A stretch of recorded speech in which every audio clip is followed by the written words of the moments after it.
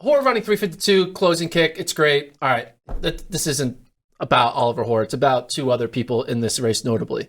I think we should start with Centro, though. I know maybe we should talk about the 16-year-old, but I want to start with Centro. If you watch this race, Centro goes right to the back. Mm-hmm. He's coming off a 156. You think, oh, Rust Buster, let's see what he does here in a bigger field, in a mile, his true event. For some reason, Centro just didn't look like... He looked like he was running with bricks for shoes. Like, it looks like his feet were extra heavy. Like, it just didn't look like he had a pep in his step. He was never in it from the beginning. He went right to the back and then just like over time was farther and farther back from the group. And I mean, yes, we don't know what this workout regimen's been. You don't know where he is fitness-wise, health-wise, but he's now 2 poor races back to back for someone who we look at as, you know, one of the best U.S. American milers of all time. It's getting harder to do the trust the process, trust that Centro is going to be top 3 in July. What was your take on his 406? Yeah, he was never in it, and then there was this big gap, and then he caught a couple, you know, then he moved in front of people, and then was in no man's land, which could not have made it easy at all. My thoughts here are there's 2 things going on, and it's a race to see which one gets accomplished first. One is he's coming back from an injury and time off. So the more time he has, the more races under his belt, conceivably, we would think he would get better because he's getting back into training. He wasn't running for a while there. Yeah. But at the same time that is happening, age is taking its toll too.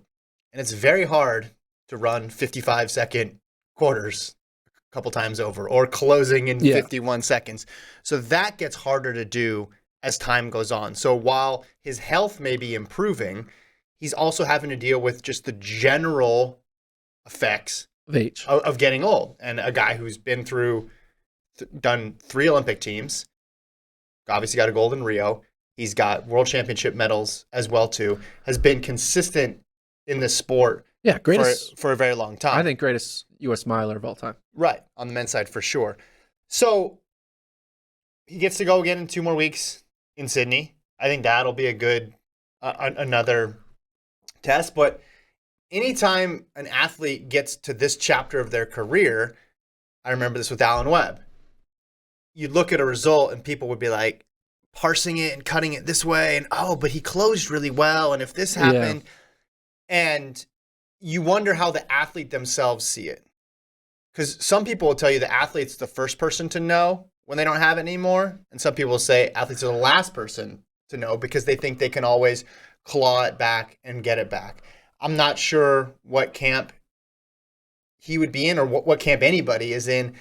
But yeah, he wasn't a factor in this race.